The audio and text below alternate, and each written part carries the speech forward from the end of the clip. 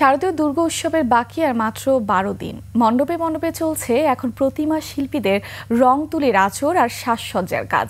উৎসব সুষ্ঠুভাবে সম্পূর্ণ করতে আইন শৃঙ্খলার তৎপরতা বাড়ানো হয়েছে। দেবী এবছর গজে আসায় বসুন্ধরা ভরে উঠবে শস্য পণ্যায়, আর গমন করবেন দোলায়, দেখা দেবে মরক। প্রতিনিধির তথ্য ছবিতে ডেস্ক রিপোর্ট।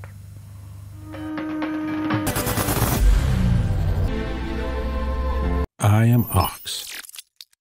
ঢাক, ঢোল, কাসর, সানাই, শঙ্খধ্বনি আর পুরোহিতের বৈদিক মন্ত্র উচ্চারণের মধ্যে দিয়ে 27 সেপ্টেম্বর সন্ধ্যায় মণ্ডপে মণ্ডপে দেবীর বোধন বা অধিবাস অনুষ্ঠিত হবে। দিনাজপুর জেলায় এবছর 1275টি মণ্ডপে শারদীয় দুর্গাপূজা অনুষ্ঠিত হবে। ইতোমধ্যেই চারিদিকে উৎসবের আমেজ বিরাজ করছে। সময় ঘনিয়ে আসায় ব্যস্ত সময় পার করছেন প্রতিমা শিল্পীরা।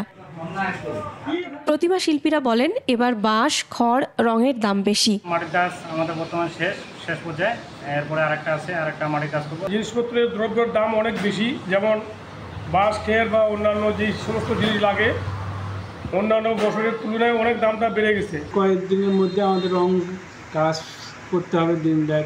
গতবারের তুলনায় এবারে প্রতিমার আর কি বাজেট কম। গাইবান্ধার 7 উপজেলায় 586টি মণ্ডপে শারদীয় দুর্গোৎসব অনুষ্ঠিত হতে যাচ্ছে। শেষ মুহূর্তে ব্যস্ত সময় পার করছেন কারিগররা।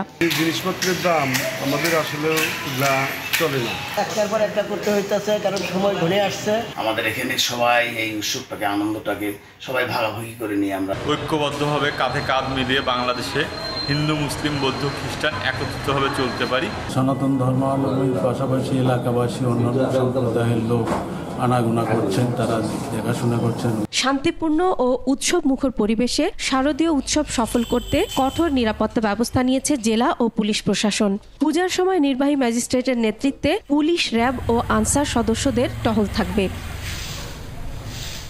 Masum আলিসা, desk report, 21 television.